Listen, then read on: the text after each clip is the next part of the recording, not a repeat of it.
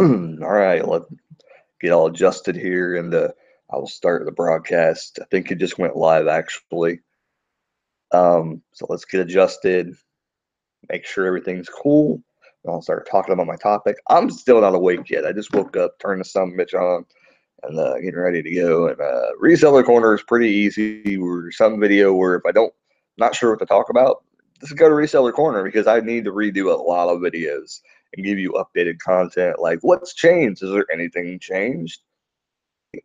Not really, but I've got a little more insight to it um, than what I had previously. So um, I think this will help. So let's get to it. Today we're going to be talking about basically cards, all kinds of cards, sports cards, trading cards. Are they worth it? Are they worth it to get into? And here's my quick answer at the beginning of the video.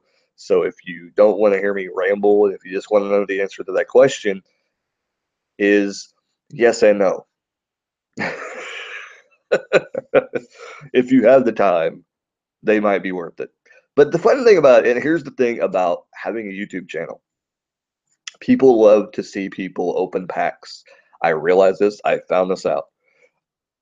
Um, so it kind of goes hand in hand with having a YouTube channel. And I guess the question should be, if you're a reseller, should you have a YouTube channel? And I mean, maybe that'll be a future thing, and I'll do reasons why. But really, this is a good reason to bring this up in this video, is that a lot of people like pack openings, whether it's FIFA on a video game, or yeah, any kind of pack opening on a game like mobile or video game like FIFA. I think is an actual game like on a console. They have pack openings. A lot of people things a lot of things have things you can buy, you can open, and things will come out to the game, either characters or clips and things like that. So those are kind of cool. People like to watch those kind of things because they want to see what other people got. There's elephants living above me. Anyways, um, but today we'll talk about some different things. So first of all, let's get the obvious stuff out of the way. Let's talk about what cards. Well, okay. Here's going to be. I'm going to start with. This is really not going to be that long of a video. This is easier to go live, and somebody comes in and whatever. I just will tell you this, that if you watch this video previously and whatever later, that if anybody comments on here, I do not know how this operates. At some point, I will learn how it operates and possibly do the live thing correctly. But I do not know how it operates. So if anybody says anything, I apologize. I don't know how it works. They need to fix it. That's all I'm saying. Why are we in to go like to other streaming and all that jazz? I don't know what's going on. It kind of froze up for a second there. Anyways, let's talk about sports cards, basketball, baseball, football.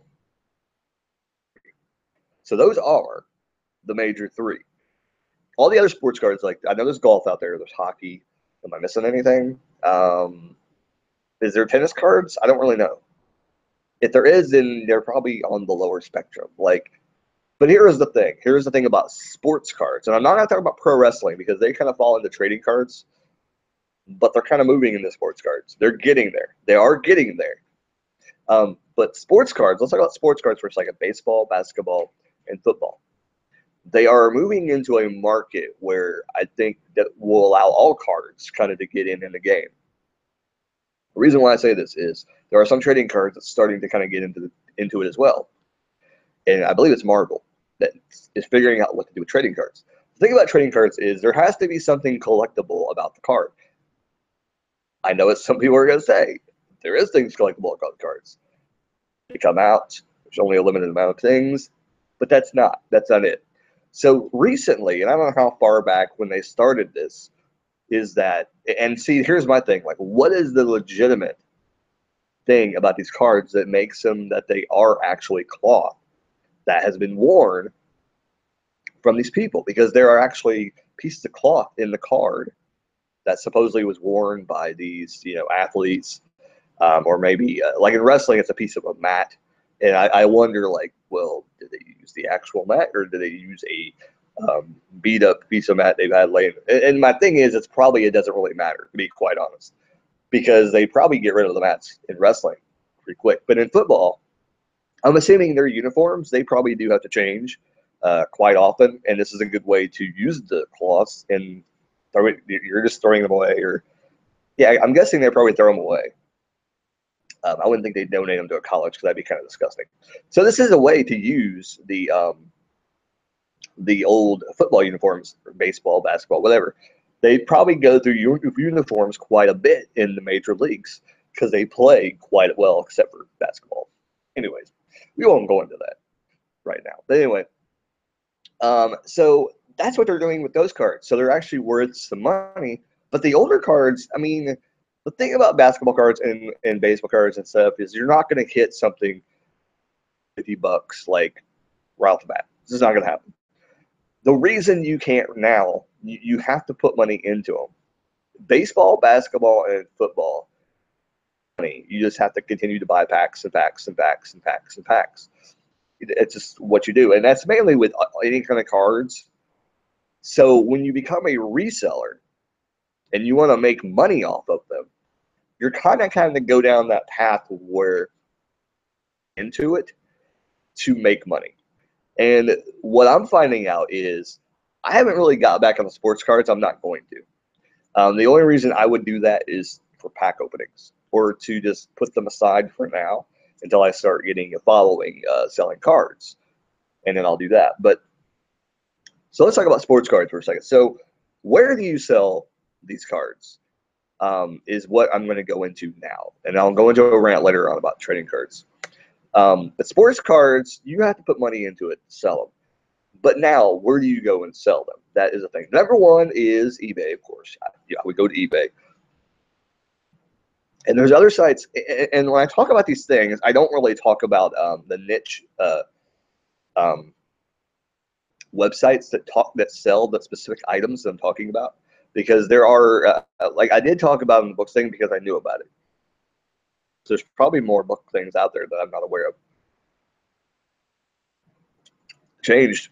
I changed. You see, it's out of red can now. It's Mountain Dew. Every once in a while, I take Mountain Dew instead of Coke. Anyways, but there are things that you can sell cards on. There's quite a bit, actually. You just have to do your research. But if you're doing more than just cards, you might as well go to eBay. But if you're just getting into cards and you want to be a card seller, which I don't know why you would want to do that. But if you have, like I said, if you have a job and you just want to sell cards and you enjoy, opening the packs, and you have a YouTube channel possibly, and, you just want to go on there and, well, I mean, if you had a YouTube channel and you got a following, I would just stop selling them on those websites, and I would just, whatever. But there is a site called COMC, and they're really, really like anal, like other cards though. Like I thought about sending stuff in, but like one, their membership fee is like way too high. Their membership fee is way too high.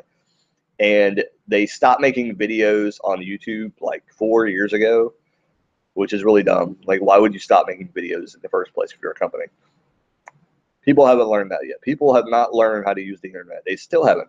There are companies who just do not know how to use that. But anyway, getting on a rant, sorry.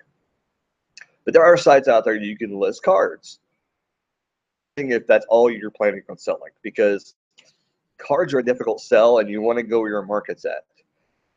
And if you're able to find a niche market, you want to go there. If you think that you're going to be able to flip your items quicker because you want to make your money back. That is the whole point of being a reseller, is you want to get your money back. And people always talk about that. And, I'm going to go and talk about things that people don't want to talk about, or they just don't want to take the time to do it. They just don't want to take the time to do it. But here's what you want to do. You want to go to these sites, and if that's all you're going to do, you need to use those sites because that's where your money's going to be at. But if you are selling other things, point in doing that, and you just need to stick to eBay and do that. But let's talk about some other options, because one, I kind of don't talk about eBay a lot because one, I don't do it. I'm not going to tell you why. Well, I mean, I told you why. I got screwed over, and eBay doesn't want to help the people that got screwed over in the past. They want to forget that the people were screwed over by PayPal and eBay.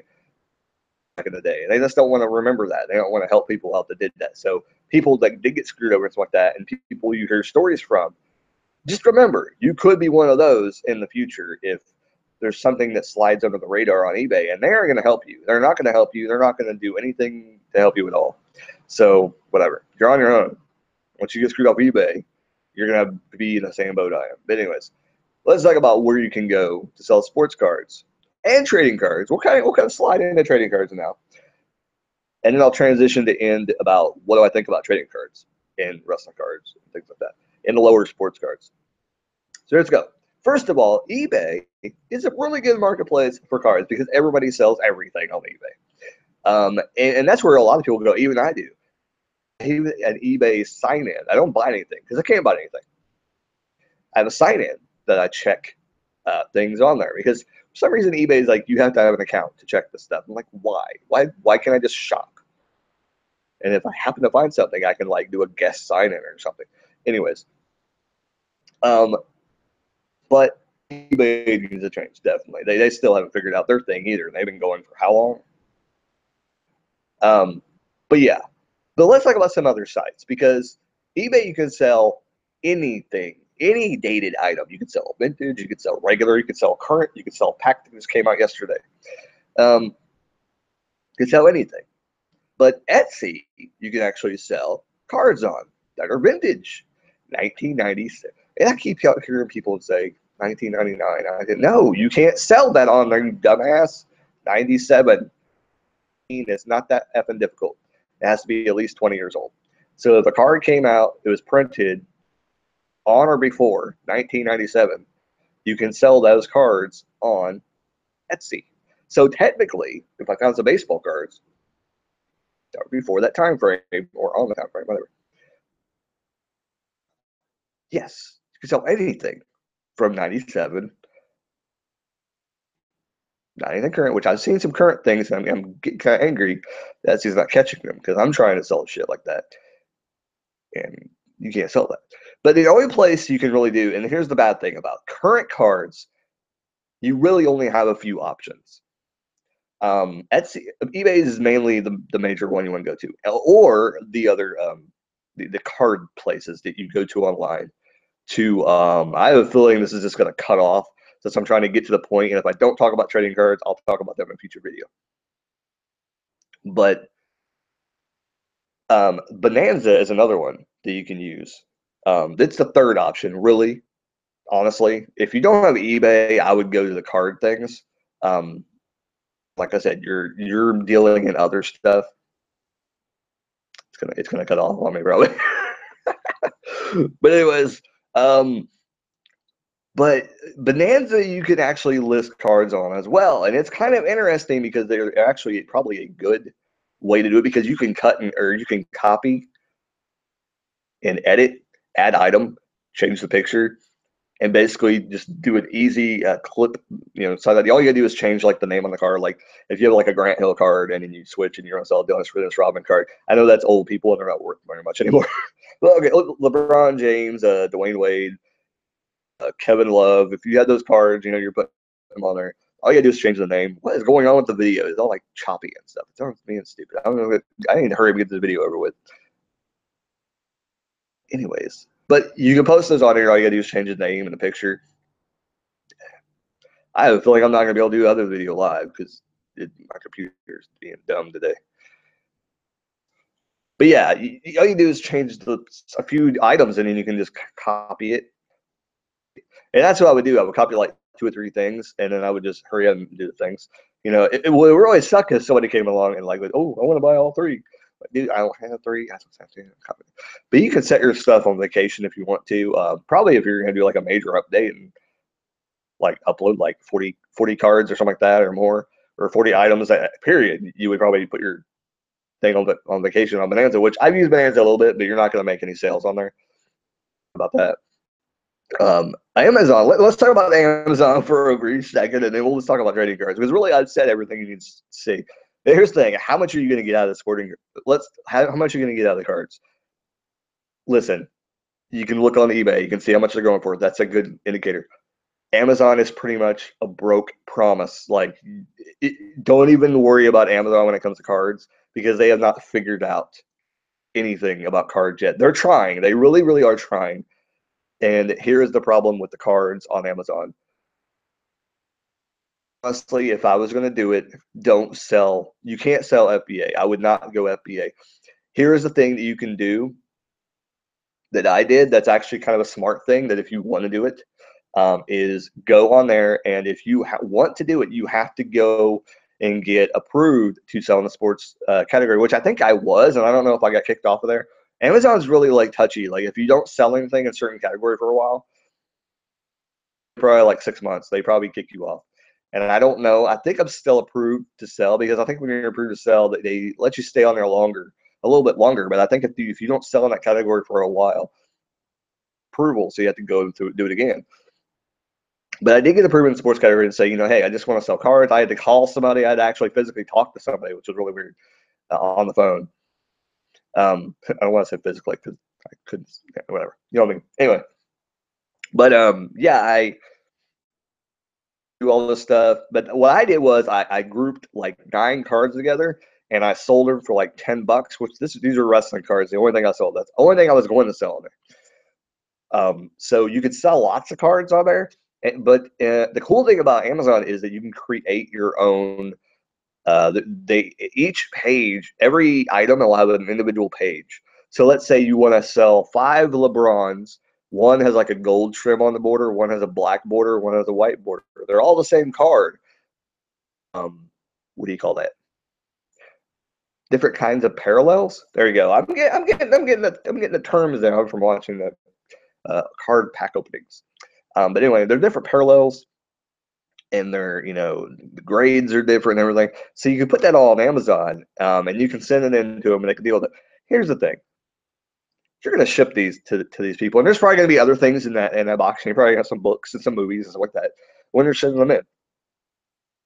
I would not sell individual cards on Amazon. I know how Amazon deals with just normal DVDs that you're going to send in and books that you're going to send in and sell.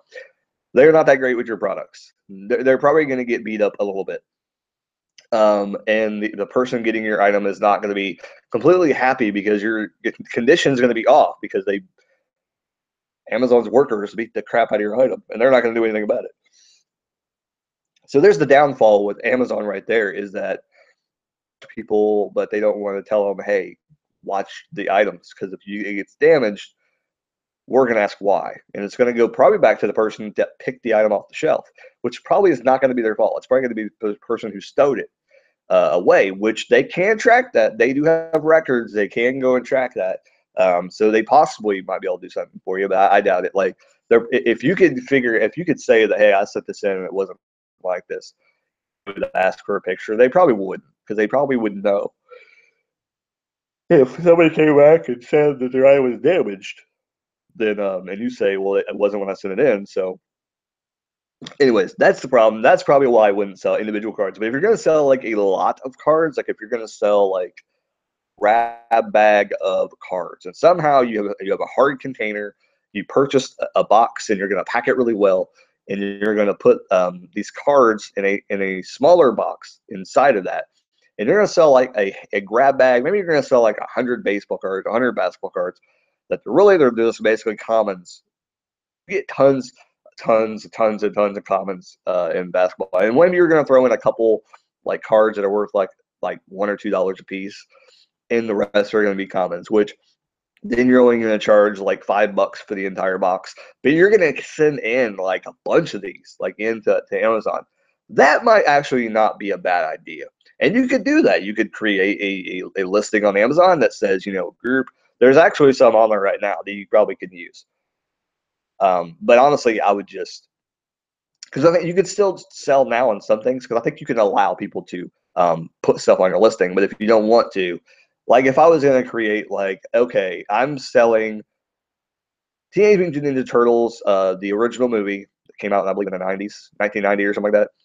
And it's the movie cards. And I'm going to create this listing. And I'm like, whatever. If somebody has a pack they want to sell, I'll let them sell on my listing. Still under their name. I just created a listing for it. So I create the listing, and some people put stuff on it. That's not a big deal. But if you're going to create something that you're going to be unique, like you have put, like I said, you make the dream team of the Miami Heat, Dwayne Wade, Chris Bosh, James, you put those 3 cards in a thing, and then maybe there's some other random basketball cards you put in there. But the main focus is the dream team of Miami Heat, whatever, that you put in there, and you center the listing around them, and that's what you put in there. Description, you may add like other top stars or other basketball stars included in the thing, and you put them up there, you send them in, and whatever. That's a good thing. And also, if you're selling like trading cards, it's actually a good way to do it too. You can do it as well. The thing about Amazon is, like I said, it's really, really difficult, and it's going to be crazy. People are going to have to pay, like, the customers are going to have to pay enormous shipping fees. That's why they're probably not going to purchase cards off Amazon. So the best thing to do is sell the cards on eBay. You can, like I said, you can sell on Etsy. You can sell anything 1997 and beyond. When it hits 2018, it'll be 1998 and beyond. So there's some cards I'm kind of holding on to that I'll probably just sell when it gets to that year. But I need to start listing. I haven't listed anything, and I have like tons of cards I need to list. I think I have some cards up at Etsy right now, but I don't think I've had any sales like forever. So yeah, that's what happens. But anyways, let's talk about trading cards. What do I think about trading cards? So sporting cards, and there's price guides out there. You can look for sports cards and see what they're worth. But really, in today's age, eBay is your price guide. Go to eBay and see what are people buying the cards for. What's the going rate, and for the most part you can figure it out, like what cards are worth. And is still price guides you can look online to see what the collectors are saying that they're worth, so you can kind of set your price for eBay with that too. Just remember that there's an old rule that goes with basketball cards and baseball cards and football cards, is that for the most part, in those books, you can almost take a fourth of that to a half of it price you're going to get out of it for the most part. You're not going to probably get the full price. You can ask for it. You can put it as a buy it now and do it that way if that's the way your model is going to be. And then people make you an offer. You can be like, okay, it's a $25 card. You want to offer me $8? It's probably a bit low. To say, I'll take 12, and he might go counter back at 10, and you'd be like, I don't know, I'll get rid of it, because you got other cards, and you got other $30, $40 cards you probably got sitting in your thing, and they may offer you 20 for that, and you'll say, add another dollar, give me 21, and what we go with it, dude. You paid, like, how much do you pay for a pack? You pay like $4 or something like that. But if you want to get the high dollar cards, you got to pay a little extra money, because some of the high dollar basketball, baseball cards, like $10 a pack or something like that. They're pretty high up there. I know they're pretty high up there. Have like the jersey things in them. I'm really trying to move this mouse so my computer doesn't shut down. But let's talk about trading cards. How much are they worth? Most of the trading cards are worth literally $1 a piece. It's not even a joke. They're mostly worth $1 a piece. The thing you want to do is with trading cards is you want to immediately put them into a card sleeve.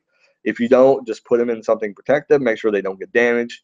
I have some just sitting on the shelf over here. I do not like that.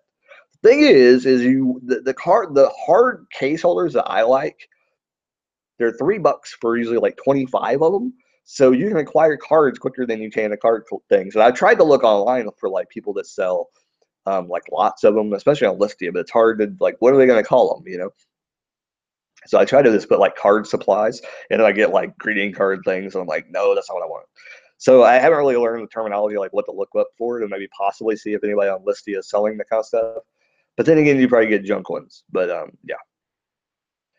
So I mean, Walmart has them. They sell them, like I said, for like $3 for like 20. I think it's 25 or 40. Actually, it's a weird number. I know it's a weird number, and I don't understand why they sell that little. It may only be 20 though. I'm thinking there is only 20. And I've got a few in there, but I'm kind of listing them. I kind of want to just list them and whatever. But I need to find a card box somewhere, and I need to go to a card shop somewhere so I don't have to pay shipping and all that other jazz. Find a card shop somewhere, probably in Columbus is probably where I'm gonna have to go, is to go to a card shop, and I know where one is where I need to go and pick up a card box so I can put them in there, because that would be the best thing. Find a system of sorting your cards, because that's what you want to do. Because when somebody actually does buy one of your cards, you want to be quick on the draw. You want to get that card, you want to get it out so you can have a repeat customer, because that's what you want. In car world, you want repeat customers. A good thing about them is that the market is somewhat untapped. Marvel, I've seen people that have the Iron Man cards and some other kind of Marvel cards. They actually have cards that are worth money. They either have film cells built into the cards. They have pieces of the actor's stuff. I've seen that too. Costume that they had during the movie. That they're probably just going to make another one for the next movie anyway. So they're probably just going to put it in these cards, and they're going to be worth money, probably like more money down the road, because they're going to, like I said, these cards, people don't take good care of cards sometimes. And sometimes it's just a little bit of kids like buying, oh yeah, we got some Iron Man cards, yeah. And they get them and they just tear the hell out of them. And then they become more rare. So collectors out there, it's a good thing to get into the non-sports cards too sometimes, because down the road, people are going to, because I know right now, like I would love to get myself some hands on some old wrestling packs, and they're hard to find. Like you're just going to find loose cards. Any of those old packs, though, you can open.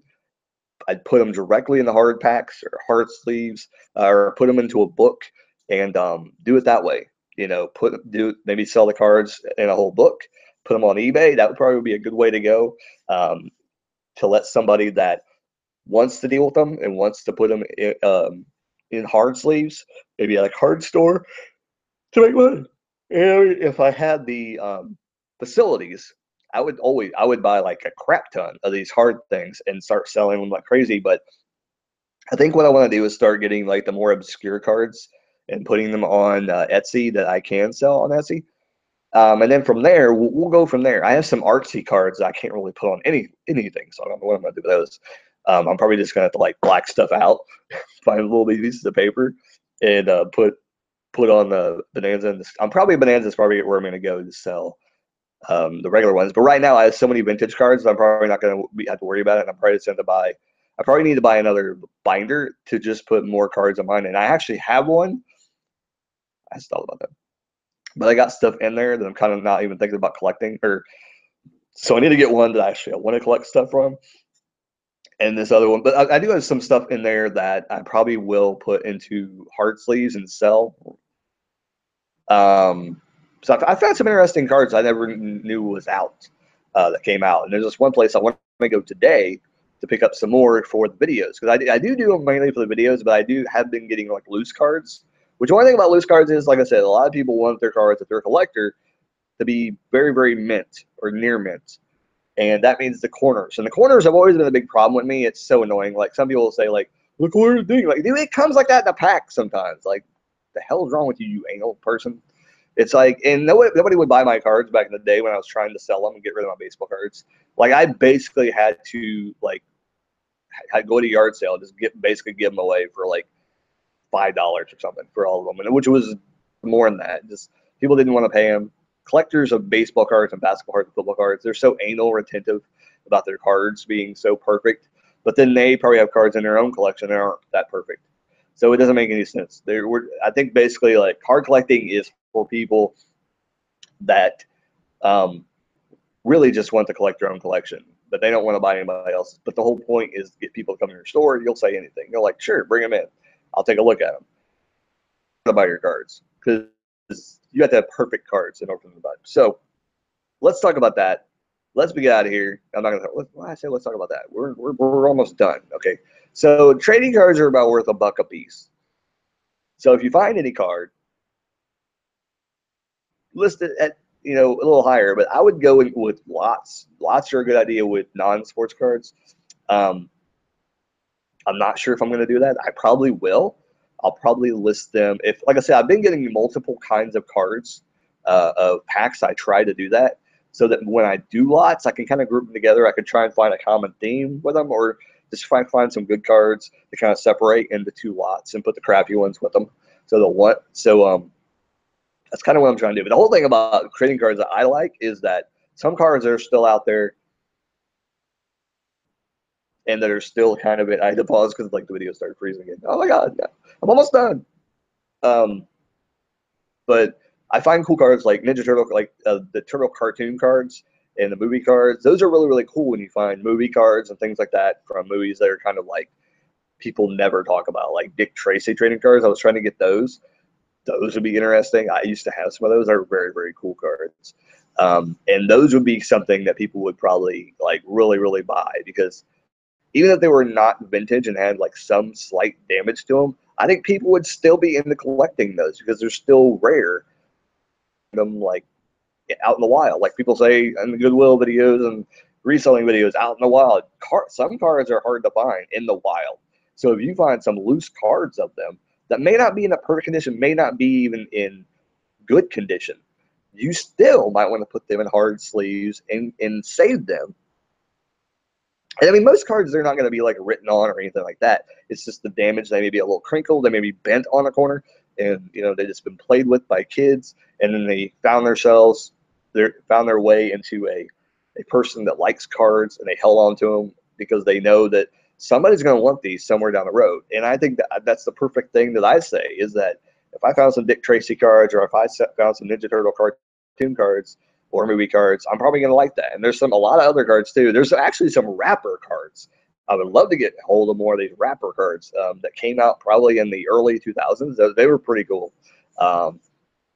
Marble cards I would like to get a hold of too. I actually do want to find some more of those to get, since comics are becoming a big deal now, because now a bunch of movies are being made, and a lot of these cards are going to probably be sought after. People like some people are a big fan of this damn name, Hawkman. Is it Hawkman or Hawkeye? There. That's MASH. Is it Hawkeye? The guy off of freaking the Avengers. Is it Hawk? Yeah, people were like a huge fan of him. So things like him, he's on a lot of cards back in those sets that they're pretty much obscure because he was an obscure character at that time. Even Thor, like back in the day, like he was very obscure. Like people barely talked about him. I mean, people knew about him in the comic books and like, man, I wish they would make a movie about this guy.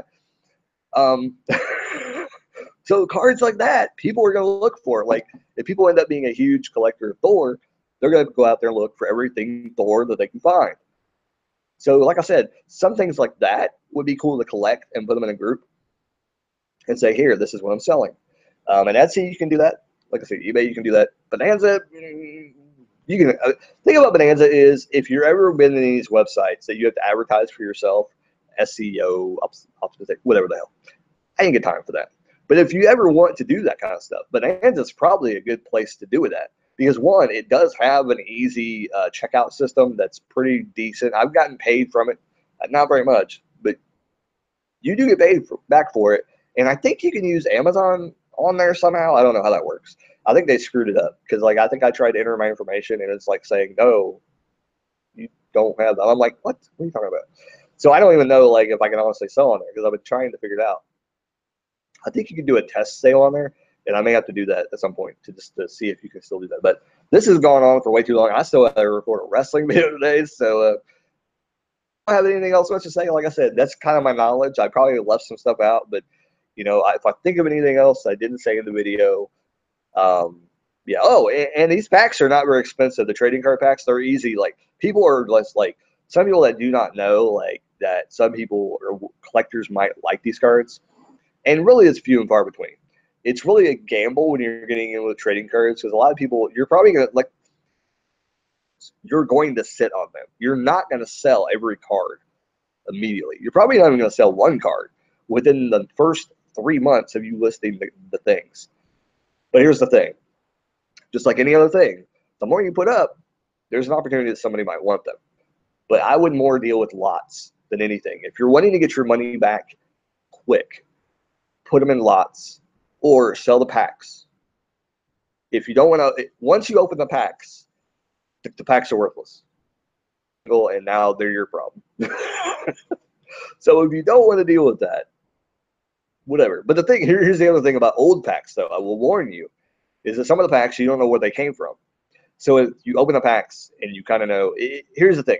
If you buy a lot of, let's say, NBA Hoops 1990, you buy a big a box that's been open, a couple boxes have been bought, but you're like, hey, I'll take the rest of the whole entire thing. How much are you going to sell it to? He'll probably give you a good deal just to get rid of the damn cards. He wants to make the complete money, and he'll say, well, this is kind of how when people come in, they buy a couple and whatever. All right. So let's say you do that with any kind of card. I would probably open up one pack to see if they are sticking together, and I would probably dig to the bottom of the box, get one down there, open up a pack, and see what is in there. Because you can always take those cards and put them on eBay and make your money back or whatever, or put them on Listia. And I will say this, Listia is probably a good place to put stuff like this and get credits back if you ever open some packs or just want to get rid of some random crap. If you are selling cards, just put them in a big lot and get rid of them. They're a good way. People sell cards all the time on Listia, and I think they trade them back and forth all the time, just with credits and things like that. So I would open one because I have got some damaged cards that have been either sitting for so long the cards stuck together.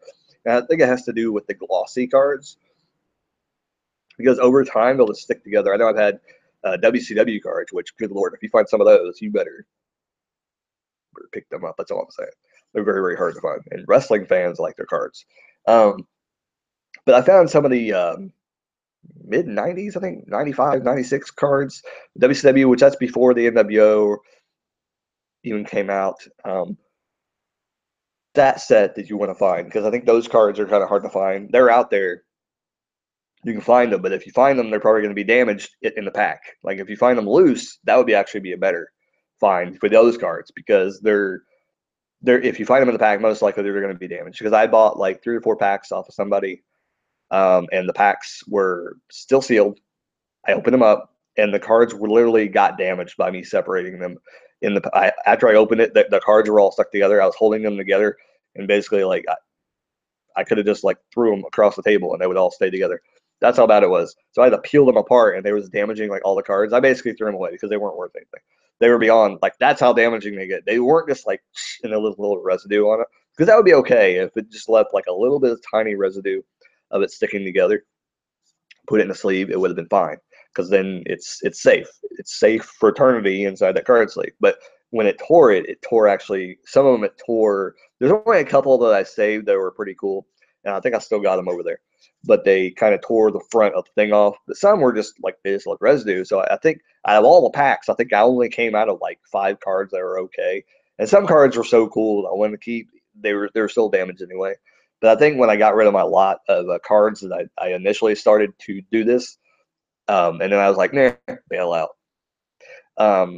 I immediately just threw everything in a box and sent it to somebody, and they got a crap ton of cards. And I didn't really get a lot of credits out of it at the time because I was stupid. But now Listia has gotten crazy with their credits, so you have to use a bunch of credits to get stuff now. It's stupid. Anyway, that's all I got to say. I don't think I have anything else. So if anybody wants to leave a comment down below, anything else you would like to add to this vast knowledge that I've given you with sports card trading cards, and should you sell it? Are they worth your time? They're not worth your time.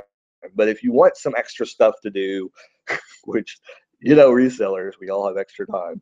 I'm not even a reseller right now. I'm kind of just like in between, trying to transition to kind of doing things on Etsy, but finding stuff that I can find in this area. And cards seems to be something that I can find in this area pretty decently. So, and there's other vintage stuff too. So I might be going somewhere today, but I know like vintage stuff, you got to put money into it. And stuff around here that I find at that flea market I go to, and a couple places that I go to, flea market here in Greensburg. It's like in an old Marshes. It's just like a local grocery store. Been here for years, and they're now kind of starting to dwindle and starting to get affected by the economy of today. And they've kind of closed and moved around and everything like that. But they've been, tons of grocery stores have been in this place, and finally they turned it into a antique thing where they have like numbered booths, and you take it up to the front. Yeah, it's one of those things. Which they're starting to be like one of those in every city now, I think. So those are kind of cool though. I kind of like that, where people can just put their crap in there, leave, and basically one person at the front deals with it. The only thing about that is I don't know if I would ever do that, because people can literally steal stuff and just walk out with the stuff, and I don't think that they have any security on these places, and it would be a nightmare for resellers to make their money back, and they would lose so much items.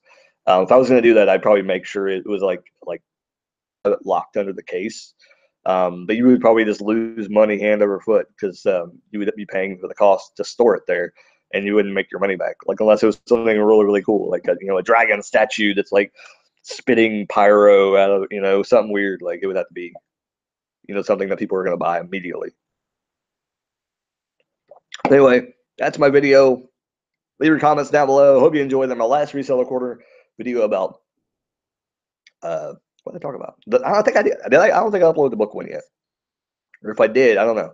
There's some videos that come up with like the picture of the file thing, and I'm ending anyway. That's my wife walks in. But I don't think I have anything else. Like, comment, all that jazz. You know what to do. See you guys later. Keep reselling. Later, guys.